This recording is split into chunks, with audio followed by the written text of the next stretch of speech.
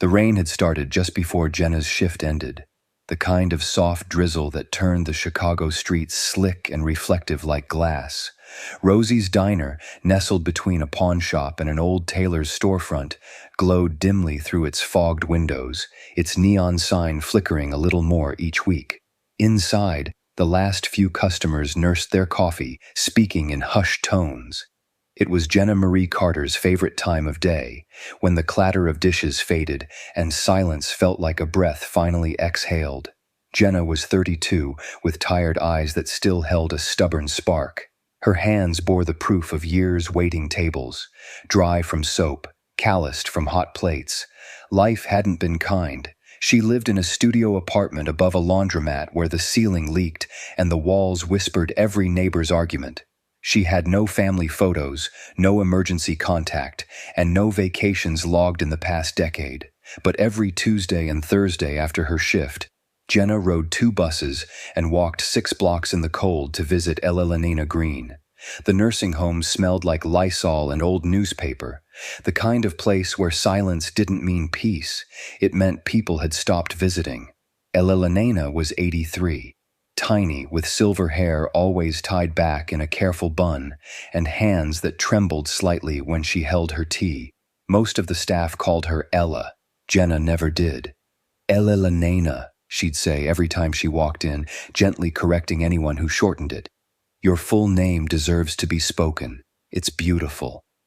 At first, the old woman had barely responded, just a small nod or glance, but Jenna kept coming. Sometimes with flowers, sometimes with a slice of pie wrapped in napkins from the diner. She'd sit by the window and talk, mostly about nothing.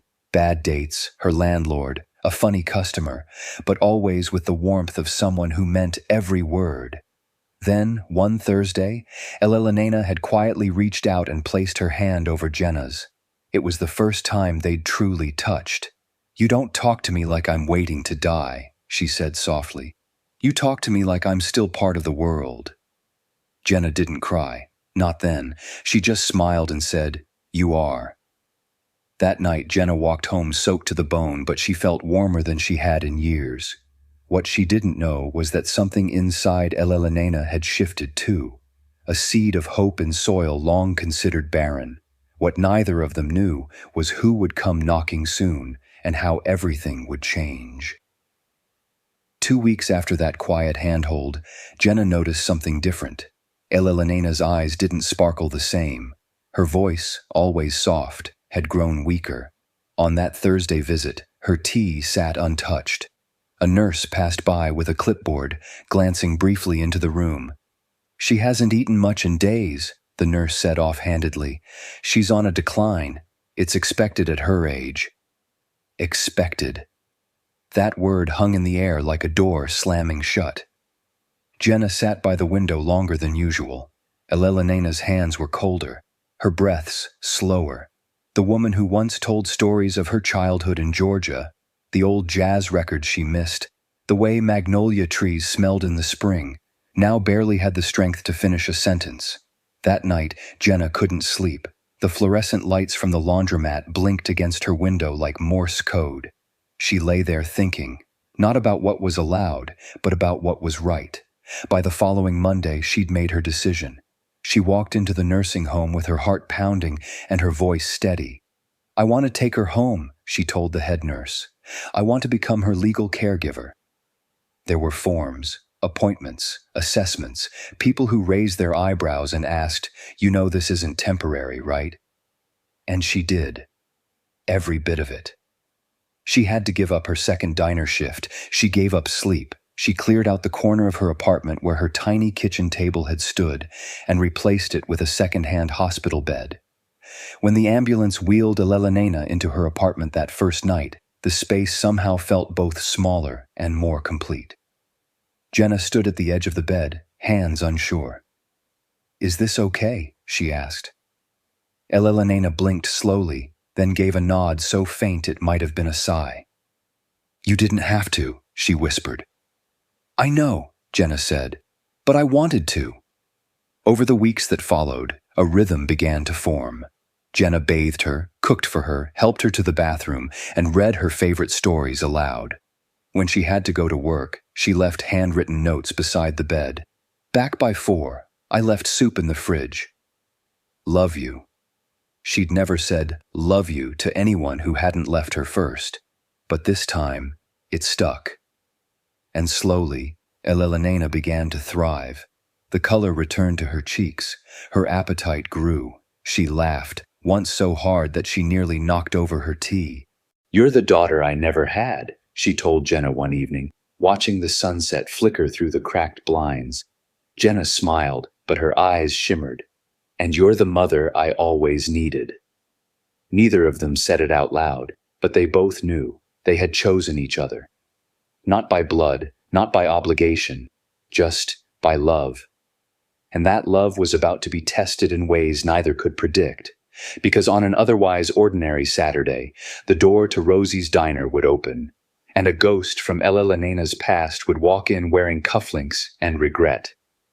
It was a quiet Saturday, the kind that crawled by like honey. The diner was half empty. A young couple split pancakes by the window, and 2 construction workers sipped coffee over blueprints at the back booth. Jenna had just refilled the sugar caddy when the bell over the door chimed. She looked up instinctively, expecting another regular. But the man who stepped inside didn't belong. He wore a tailored gray coat, shoes that probably cost more than her monthly rent, and an expression that didn't flinch at the smell of bacon grease or the faded linoleum floors. His eyes scanned the room once, then landed squarely on her. "Excuse me," he said, walking over. "I'm looking for someone named Jenna Carter." Jenna tensed. Something about his voice, sharp but practiced, put her on edge. "I'm Jenna," he extended a hand. "Robert Greene." She didn't take it, his brow creased. "I believe you've been caring for my mother." Jenna's stomach dropped. Elena never spoke of children. Only once had she vaguely mentioned a son who got too busy for birthdays. And now he stood in front of her, real, rich, too late. Jenna crossed her arms. "You mean the mother you left to rot in a nursing home?" The room fell silent. Even the sizzling grill in the back seemed to hush. Robert's jaw tightened, but his voice stayed calm. "I didn't come to argue." "Then why did you come?" He hesitated.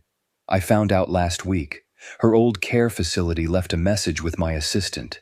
I didn't know where she was until they mentioned a diner waitress had taken her in. I had to see for myself." Jenna narrowed her eyes. "Well, now you've seen."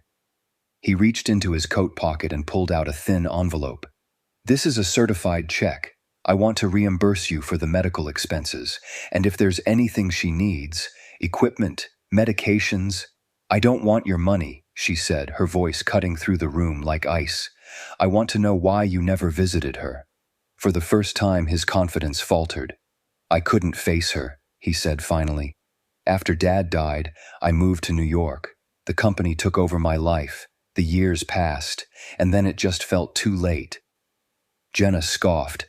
"It's never too late to call your mother." Robert didn't respond. Instead, he reached into his wallet and pulled out a photo, creased at the edges, clearly carried for years. A little boy standing next to a smiling woman with silver-streaked hair and flour on her apron. "She used to bake these orange rolls," he said quietly. "Every Sunday, she'd hum while she kneaded the dough." Jenna softened, but only slightly.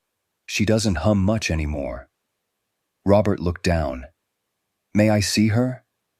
Jenna didn't answer immediately. A part of her wanted to protect Elena from even a flicker of pain, but another part remembered the way her voice perked up when the mailman waved at her, or how her eyes lit up when she saw old family photos on TV. "Not today," she said, "but maybe tomorrow, if you come with more than a check." Robert nodded slowly. "Fair enough." He turned to leave but paused at the door. "Thank you," he said, softer now, "for not letting her disappear." Jenna didn't reply. She just watched him go, her hands trembling. Later that night, she didn't tell Elena he had come. Not yet. Some wounds need time before they're allowed to hope again. The next morning, Jenna stood by the window watching the street. She hadn't told Elena yet. What would she say? that the man who forgot every birthday, every Mother's Day, every Christmas for nearly 2 decades was finally walking up the steps with guilt tucked into his suit pocket? But when the knock came, soft, almost unsure, Jenna didn't hesitate. She opened the door. Robert stood there in a navy sweater instead of a suit, no checkbook, no briefcase, just a bouquet of wildflowers in one hand and a paper bag that smelled faintly of orange zest. "From scratch," he said, holding the bag up. "I remembered the recipe." Jenna stepped aside. Inside, Elena was propped up in the sunlight with a quilt over her lap, humming something faint and tuneless as she flipped through a dog-eared copy of Southern Living. She looked smaller lately, but her eyes still tracked every movement around her, sharp and observant. She didn't look up when Robert entered. He stood a few feet away, the way a boy might who'd broken something he couldn't glue back. "Hi, Mom," her fingers stilled on the page. Slowly, her eyes lifted. And then she blinked. Once. Twice. Then her voice, soft as parchment. "Robert?" He nodded. A silence hung between them, thick with the weight of years. "I thought you died," she said, not bitterly, but like someone confessing an old wound. "Or maybe I hoped you had. At least then I wouldn't have to wonder." Robert knelt beside her chair, setting the flowers on the table. "I'm sorry," he whispered. She looked at him for a long time. The lines around her mouth tightened, then softened. "I waited," she said. "I know. I wrote, on your birthday. For 10 years, I wrote." "I read them," Robert said, his voice cracking. "All of them. I kept them in a drawer. I just didn't know how to answer without admitting how badly I'd failed." Elena closed her eyes for a moment. "You were always afraid of failure." Then, with a tired sigh, she opened her arms, barely, but enough. Robert hesitated. Then he leaned in, resting his head gently against her shoulder like a boy returning from war. She wrapped one arm around his back, frail but steady. Jenna turned away, pretending to busy herself in the kitchen, but her hands were shaking too hard to hold the kettle. They spoke quietly for a long time, about childhood summers, about the cookies she used to sneak him before dinner, about how her knees never quite healed after she fell on the back porch step. Robert listened more than he talked, and Elena smiled more than she frowned. Later, as the sun dipped low outside the window, she looked toward Jenna. "This one," she said to her son, nodding at Jenna. "She saved me." Robert turned, meeting Jenna's eyes for the first time without pretense. "I believe it," he said. That night, after he left, Elena looked out the window for a long while. "Do you think people can change?" she asked. Jenna sat beside her. "I think people don't change because they're told to. They change because someone gives them a reason to." Elena nodded, then reached for Jenna's hand. "I think I just got my son back." But Jenna couldn't shake the feeling that something bigger was beginning to bloom, and she wasn't ready for how much it might change her too. Robert started coming by once a week. At first, he stayed only an hour, just enough time to bring groceries or sit awkwardly by Elena's chair while she told him stories he'd half forgotten and half missed entirely. But then an hour became 2, then 3. Sometimes he stayed through dinner. He didn't always wear suits now, sometimes just a cardigan and jeans. Once, Jenna caught him washing dishes after supper while humming under his breath. The first time he laughed, really laughed, it startled them both. He had knocked over a vase with his elbow and water splashed all over the counter. Jenna rushed in with a towel, sighing, "You're worse than the customers." "I haven't done dishes since college," he said sheepishly. "And even then, badly." Jenna smirked. "You still suck at it." He smiled. And that smile stayed. There was no grand declaration of forgiveness. No dramatic apology under the rain, just small moments stitched together over time. Jenna noticed how Robert sat a little closer to his mother each visit, how he remembered to bring her crossword books, how he stopped checking his phone during conversations.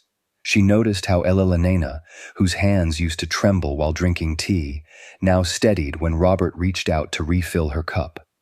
One night, Jenna found the two of them in the living room, their heads bent over an old family photo album.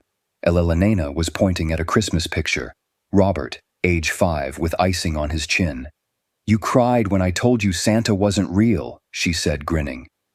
Robert rubbed the back of his neck. "You told me on Christmas Eve." "Timing was never my gift," she replied dryly. Jenna watched them from the hallway, a lump rising in her throat. It felt like watching two planets slowly return to orbit after drifting alone for too long. And then, slowly, something began to shift between Jenna and Robert, too. At first, they barely spoke when Elena napped. Jenna cleaned. Robert took calls outside, but one afternoon she found him sitting at her tiny kitchen table with a mug of instant coffee, staring out the window. "I've missed a lot," he said, without looking at her. Jenna raised an eyebrow. "You're catching up," he turned to her. "Not just with her." She froze. "I've spent so long in boardrooms and penthouses that I forgot what an actual kitchen smelled like," he continued. "I forgot that some homes have squeaky floors and burned toast and laughter." Jenna leaned on the counter. "Well, you're still terrible at making toast," he chuckled. "Fair." There was a silence between them, not tense, not awkward, just full. He glanced up again. "Do you ever wonder if we get to choose our real family?" Jenna swallowed. "Every day." Later that night, while tucking a blanket over Elena's shoulders, Jenna whispered, "She's happy." Robert nodded. "She deserves to be." Jenna looked at him, really looked, and saw not a billionaire, not a stranger, but a man trying. A man who had failed and was still showing up anyway. And maybe, just maybe, she thought, so was she. Because somewhere between tea and toast, awkward silences and small smiles, something had begun to bloom. Not just care, not just trust, but love, in its quietest, realest form. It was a warm April morning when Jenna noticed the difference. Elena didn't reach for her tea that day. She didn't ask about the weather or the crossword puzzle on the table. Her eyes, always alert even when tired, held a faraway softness Jenna hadn't seen before. When Robert arrived that afternoon, Jenna met him at the door. "She's quieter today," she said. He nodded without asking more, as if he already knew. Together, they sat by her bedside. Jenna on one side, Robert on the other. They didn't speak much, just held her hands, one in each of theirs. As the sun dipped lower and shadows stretched across the room, Elena stirred slightly. "You two," she whispered, her voice thin but clear. "You found each other." Jenna's throat tightened. Robert lowered his head. "I was so afraid to leave this world alone," she continued, eyes closed. "But now, I think I get to leave you something better." She opened her eyes one last time, looked between them, and smiled. "My family." Then, gently, peacefully, like a candle flickering out in a quiet room, she was gone. Jenna didn't cry at first. She simply sat there, still holding Elena's hand as the sky turned from pink to indigo outside the window. Robert stood slowly, placing a kiss on his mother's forehead, and whispered something Jenna couldn't hear. The funeral was small, no headlines, no camera flashes, just a few neighbors from the diner, a nurse from the old care home, and one lonely jazz record playing softly under the hum of spring wind. Jenna wore a simple black dress.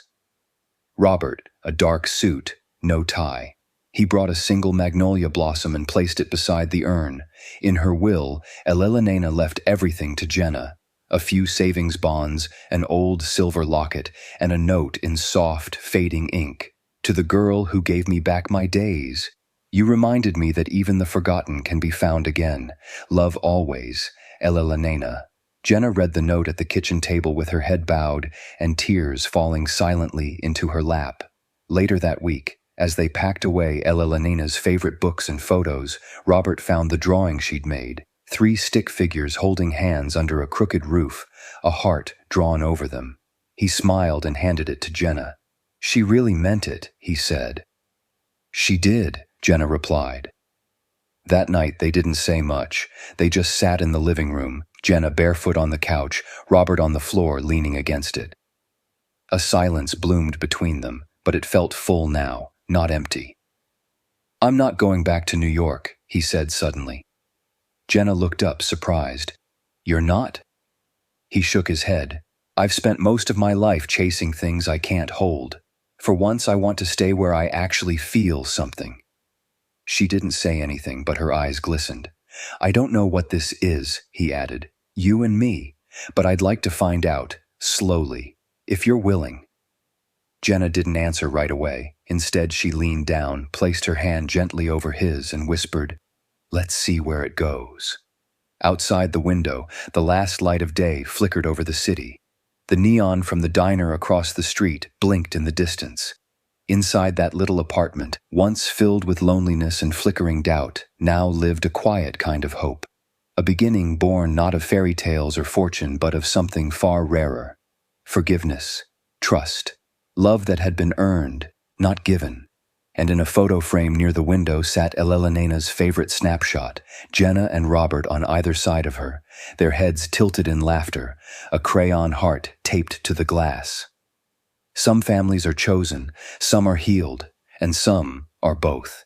If this story reminded you that it's never too late to come home, or to open your door to someone who needs one, leave a like, share your thoughts below, and subscribe for more stories that just might restore your faith in people.